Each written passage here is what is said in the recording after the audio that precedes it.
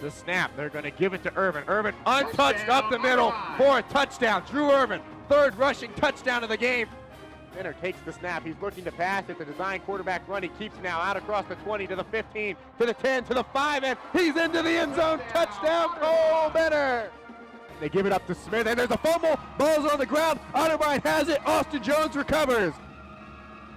Live from the studios of 33 College View, it's time for the Tim Doup Coaches Show on 97.5 WOBN. The Coaches Show is brought to you by Westerville Automotive, Ohio Health, Roush Honda, and BMI Federal Credit Union. Now, along with head football coach Tim Doup, here's your host, David Kender. Good afternoon and welcome to the Week 9 edition of the Tim Doup Coaches Show here on 97.5 WOBN. I'm David Kender, joined in the studios of 33 College View with head football coach Tim Doup and senior quarterback Jordan Shell. Otterbein this past week traveled to Alliance, Ohio, take on the number one team in the nation, the Mount Union Purple Raiders, and fell 55-0 to even up their overall record at 4-4 and dropped to 4-3 in OAC play. Coach Jordan, thank you so much for joining us here in studio. Coach, obviously it's the Mount game. It's an uphill battle all the way. After the game, were you able to take any positives away from it? Yeah, I mean, we made some serious goals. You know, at halftime, I told them don't even look at the scoreboard. You know, the first half is open. Let's try to win the second half. And I thought, you know, we played better in the second half. I know they put in a lot of their backups, but I'll tell you, I mean, our guys didn't give up. We had a lot of fight left in us, and I told them, you know, let's just win the second half and let's fight this thing out, and just play to the best of your ability. And you know, I was very enthused about what I saw in the second half. Jordan, defensively, the defense only gives up 5 points in the second half, as Coach said. Granted, most of Mount's starters were out of the game by that point. Did you take away any positives from the game when you were walking away? Yeah, definitely. You know, anytime you can hold a great team like Mountain Union to 5 points in the second half is a big accomplishment, no matter who's playing for them.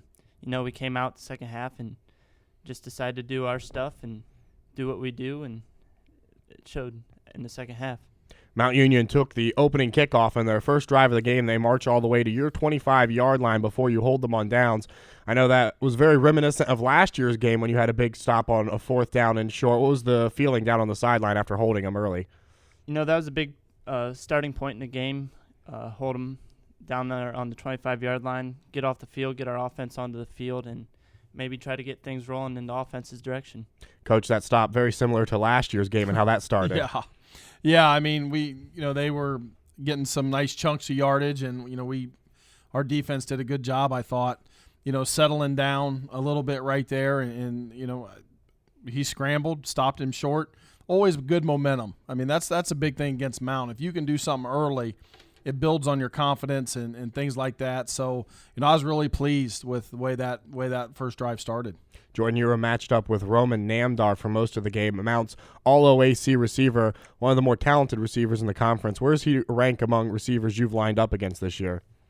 I would say he's number one in my opinion. You know, he beat me a few times deep, and going against a quality receiver like that, you're going to have that throughout the season. But I would say he's definitely the top receiver I've faced so far this year. Would you say Mount Union has the best receiver core in the conference? Definitely.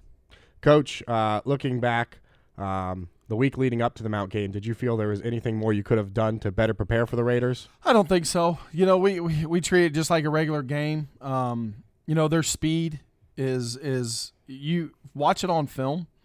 You don't get an idea of really how fast they are until you play them.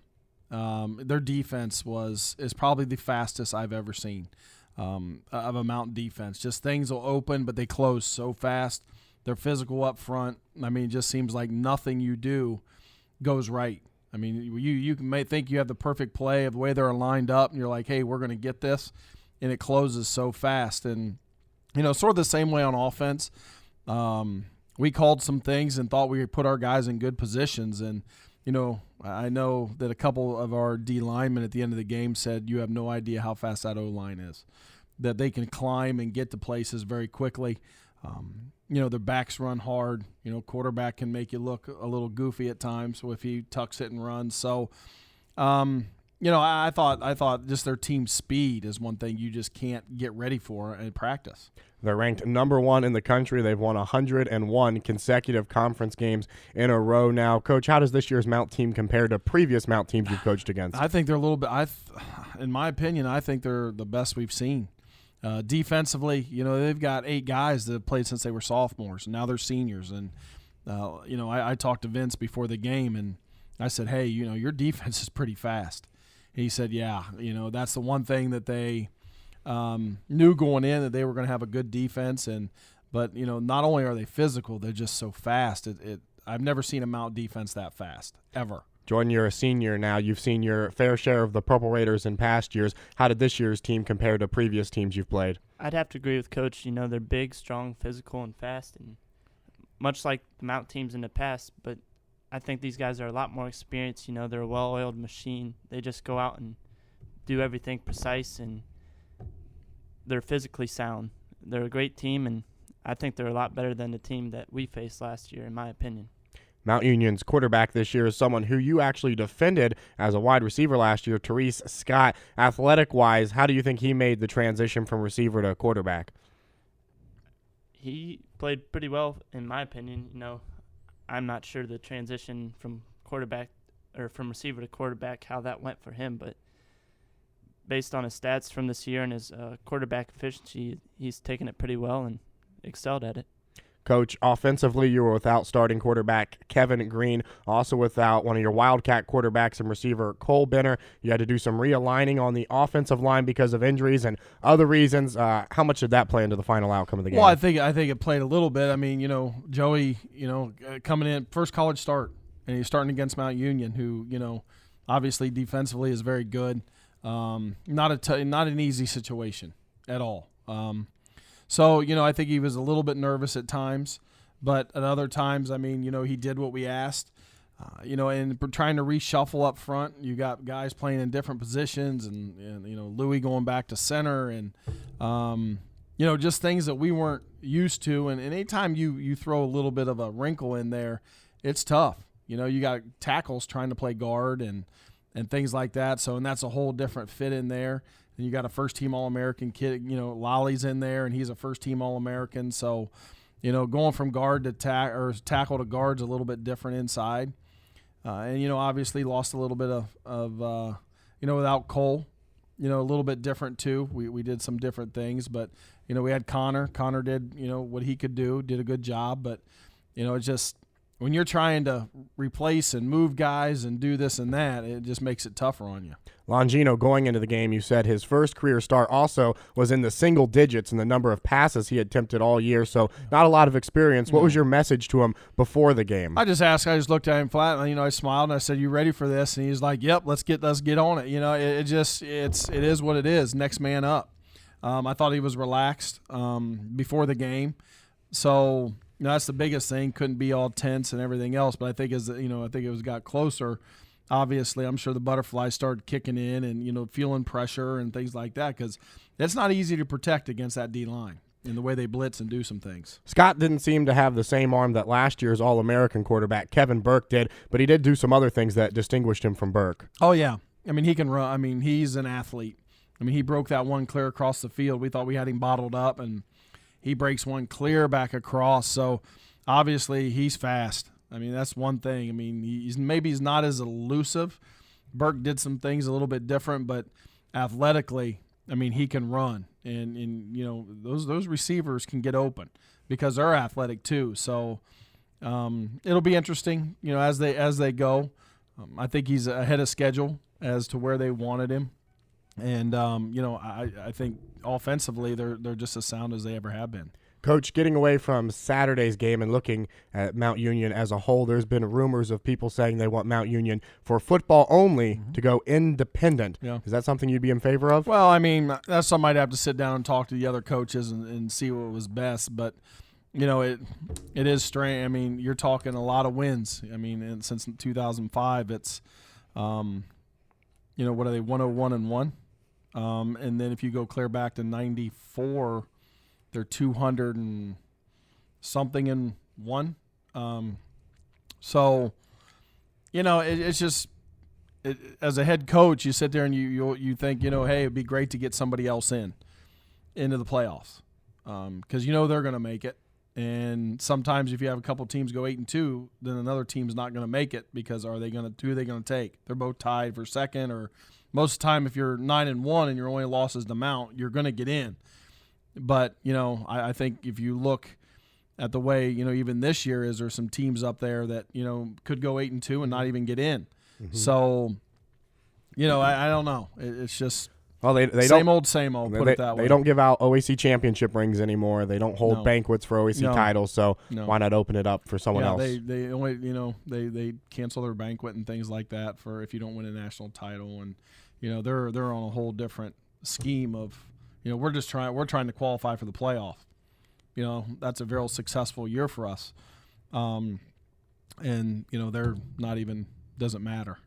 So, I would just like to maybe see, a second team automatically be a champion and get in, even if you're 8-2 or whatever in the league.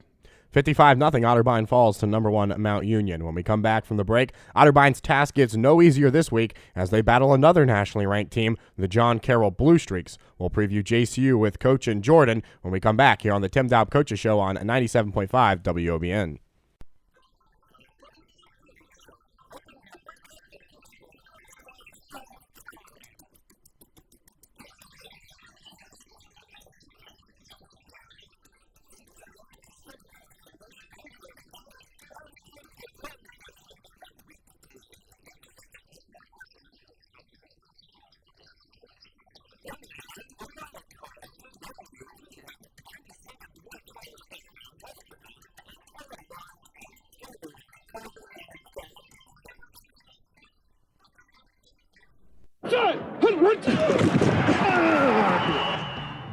Hi, I'm Cole Benner, senior wide receiver, and you're listening to the Tim Doup Coaches Show on 97.5 WOBN. Miss anything from today's show? You can listen to every episode on WOBN's YouTube page.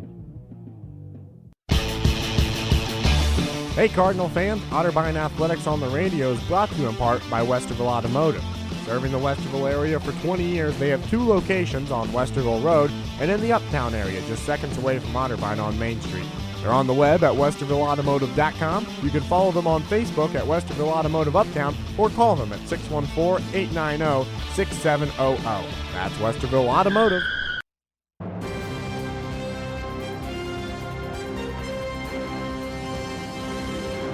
Good afternoon. I'm Mark Pfeiffer with your Wednesday weather report. We're having unseasonably warm weather today. It's currently 72 degrees in Westerville. There is no chance of precipitation. Tomorrow we'll have a high of 74 and a low of 61. Now, back to the Tim Doup Coaches Show on 97.5 WOBN.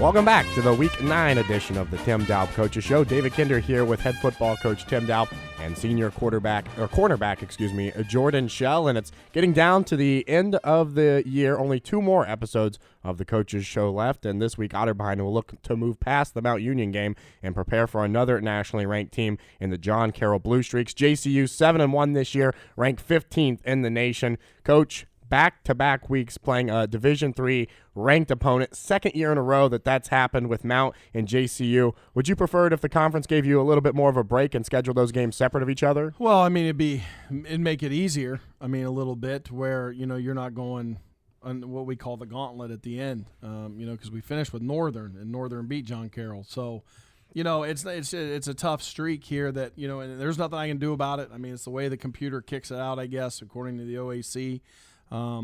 It just keeps flip-flopping and churning and changing. So it is what it is, but it probably it'd probably be a little bit easier on us if we weren't going from number 1 to number 15. Jordan, does it matter to you where you play teams, what week it is, or would you prefer if the nationally ranked teams you play were separated a little bit? Playing them back-to-back isn't easy, but it's just how the cards fall, and we just got to take it how it is and go into each game prepared, watching film, practicing hard. Go out there and give it everything we have, no matter the week. So it doesn't really matter to us who we play each week. Although it might be a little easier on our bodies, physically and mentally to prepare for some of these teams. But, we just got to take it how it is. Coach, we talked last week in the show about how Mount possibly was overlooking you and BW to get to JCU Week 10. Now it comes to JCU Week. Any chance that Coach Arth's team is overlooking Otterbein for the Week 10 matchup with Mount? I have no idea. Could be. I don't know. Maybe they watched film and I couldn't. Maybe the players.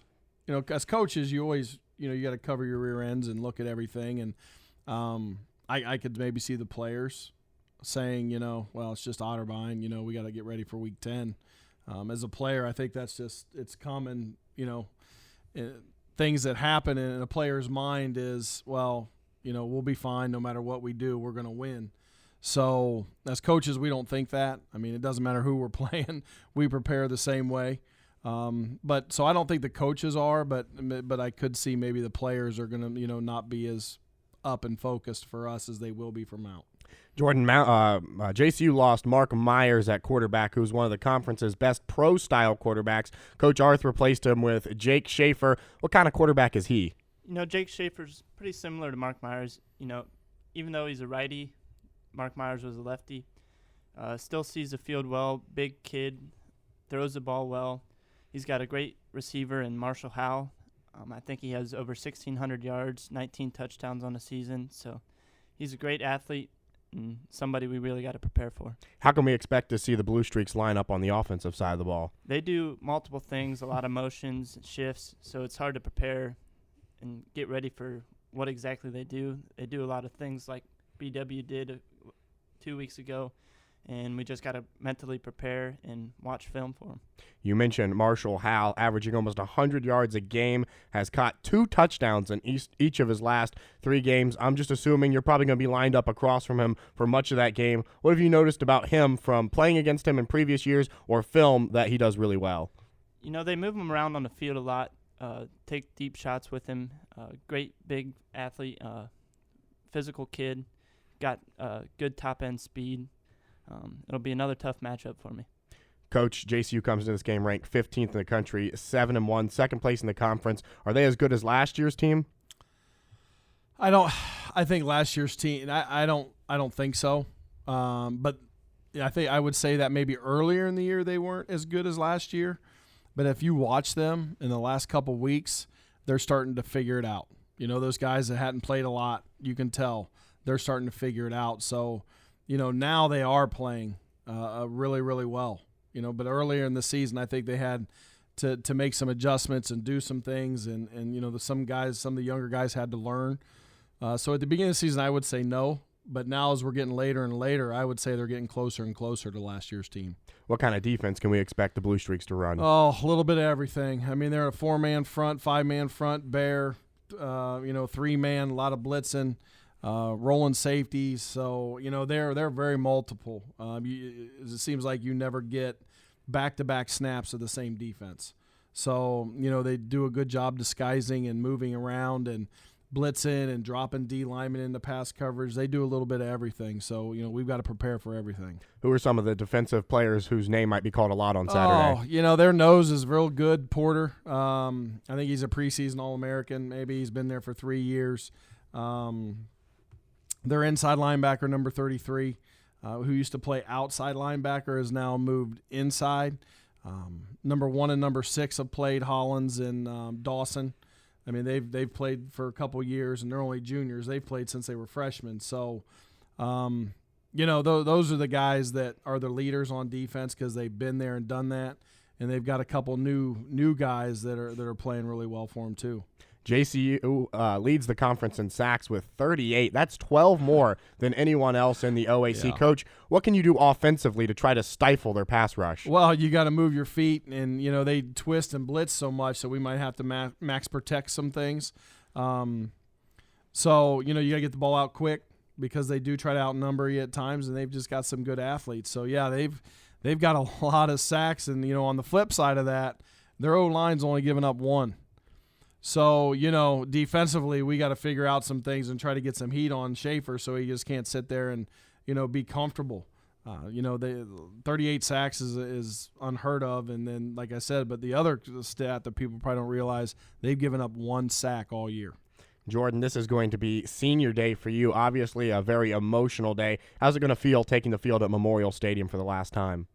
It'll be pretty surreal, taking the field with the rest of the seniors one last time. Something that comes so quickly that you never really prepare for until it really hits. Fellow linebacker or fellow defensive player Drew Irvin, Jordan Boniface, some of the other players, Josh Bixel, don't get to really celebrate being on the field, but are also there with us. Kevin Green, quarterback, senior. So it's something that you don't really prepare for, but once it hits, it's pretty surreal. Coach, this will be the first senior day where the seniors walking out on the field. You've been their only head coach their entire college career. I know that's got to be something special to you. It is. This senior class is really special. Just due to the fact they have been here with me since freshman. They're going to leave a legacy, especially with me. That first senior class, was my first year. Every senior class is special, but this one, when they've been, these are the guys that, I recruited and our coaches recruited, and they were there with me from the beginning. So, to be honest, this day won't be as rough as it will be at Ohio Northern the following week. Because this senior day is just – it's different. You have a game after. Right. You know what I mean? It'll be a good day for them because it is at home. But I think, when we're at Northern, that's when I think it'll hit us all even harder because it is their last game. So, I probably will be pretty calm and cool and collected for this one. But, I'm sure after that Northern game I'll be a bloody mess, to be honest. I'll be a mess because I get emotional with these guys. They're part of my family. And so, this weekend, like I said, won't be as bad as next week will be. Lastly, Coach, I know it's still early in the week, but who are some of the players that weren't good to go against Mount that we could see on the field against JCU? Cole's been rehabbing, and Shafe at center has been rehabbing. Kevin, we're still waiting to see with Kevin, but there's a possibility that we could get some of those guys back. I'm not 100% sure. I leave that up to the trainers and the doctors. So, those guys are the main ones right now. The other ones are still beat up, but, we just don't know right now on offense if we'll have those guys or if we won't. But, I know they're rehabbing now and trying to get back. Otterbein and John Carroll kick off at Memorial Stadium at 1:30. You can hear all the action right here on WOBN at 97.5. It'll be my senior day, too, the last game I ever get to call at Memorial Stadium. Join us for our pregame coverage starting at 1 o'clock. When we come back from the break, last week saw one of the wildest endings in college football history between Duke and Miami. Some people think the Hurricanes should have to give back their win. When we come back, we'll talk with Coach Doup and Jordan Shell about the wild ending in North Carolina. It's the Tim Doup Coaches Show on 97.5 WOBN.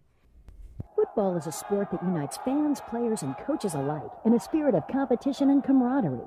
Football season has come to our area, and while you're watching a game with friends or sharing in the excitement with family, be sure to celebrate responsibly. Never pick up the keys and drive if you've had too much to drink. And if you're 21, drinking alcohol is against the law. Remember, alcohol is different. Let's all work together to keep our roads and community safe and have a winning season. Catch the Cardinals Sports Wrap with David Kinder and Elijah Gonzalez every Monday from 5 to 7. It's America's best sports talk radio show. Even Jim Harbaugh says so. Yeah, I would agree. Can't disagree with that. Every Monday from 5 to 7, only on WOBN 97.5. I'm Drew Brees, and being a dad means the world to me. And one of the most important things any parent can do is make sure their kids get active at least 60 minutes each day. Studies show that physical activity not only helps kids stay healthy, it can enhance important skills like concentration and problem solving, which can improve academic performance. This means physical activity can help your kids in the most important game of all, life.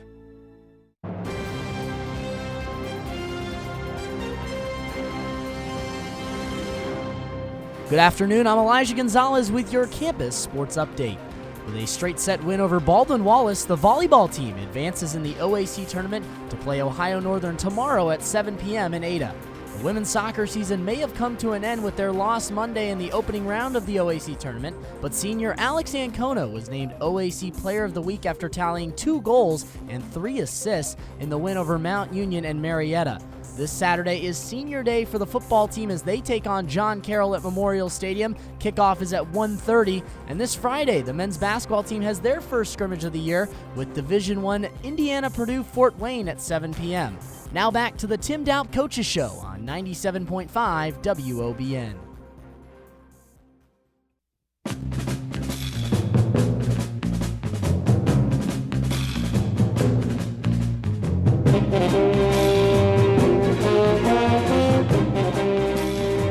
David Kinder along with Coach Doup and Jordan Shell here on the Tim Doup Coaches Show. Well, last Saturday saw one of the wildest endings in college football history between Miami and Duke. For those of you who missed it, with only seconds left in the game, Duke had to kick the ball back to Miami. Duke on top. Hurricanes then proceeded to lateral the football 8 times, and Corn Elder ran it 75 yards for a touchdown and a 30-27 win, very reminiscent of Stanford versus Cal. Ends up going to replay, and after a 9-minute replay, the officiating crew upheld the decision of touchdown, and the Hurricanes won.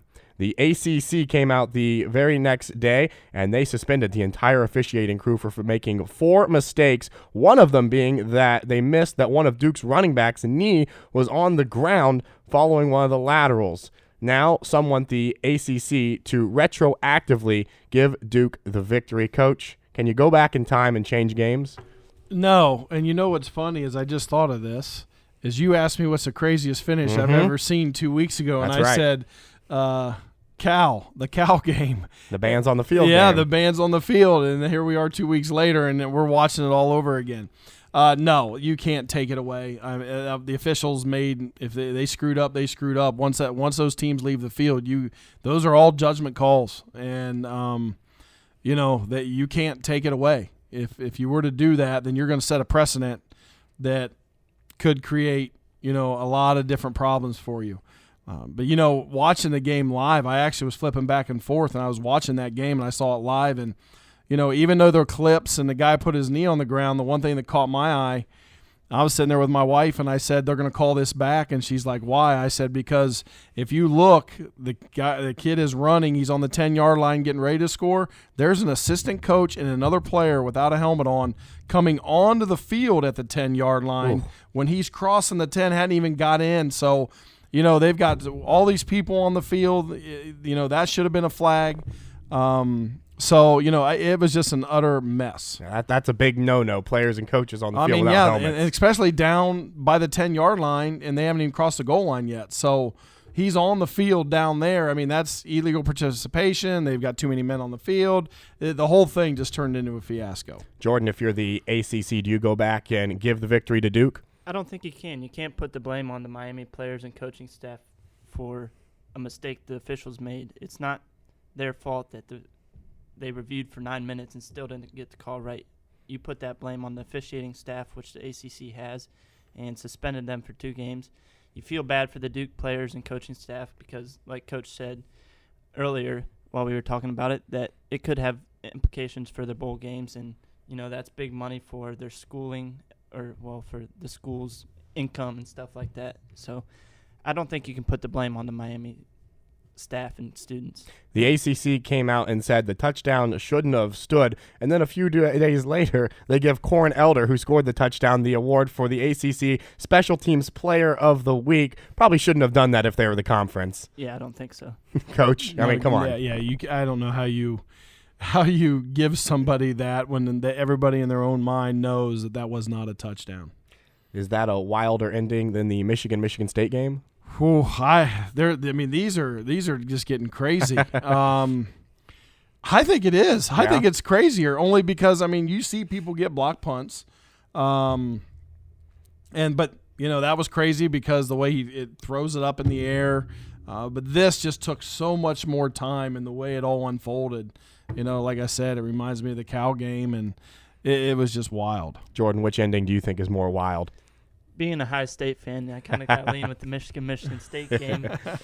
Made me a little more excited. Left the Michigan State team undefeated, but it's a toss-up. You know, I can't really speculate on which one I could watch both of them and be satisfied with the endings. Well, it certainly has been a lot of wild endings in college football this year. Coach Jordan, we thank you for joining us in studio. Best of luck to both of you and the entire Cards team Saturday against JCU. Thanks. If you missed any of today's show or just want to listen to it again, you can listen to the whole show on WOBN's YouTube page. Otterbein and John Carroll kick off at Memorial Stadium at 1:30. I have all the play-by-play, and you can listen to our pregame coverage starting at 1 o'clock. For Coach Doup and Jordan Shell, this is David Kinder saying so long until next time.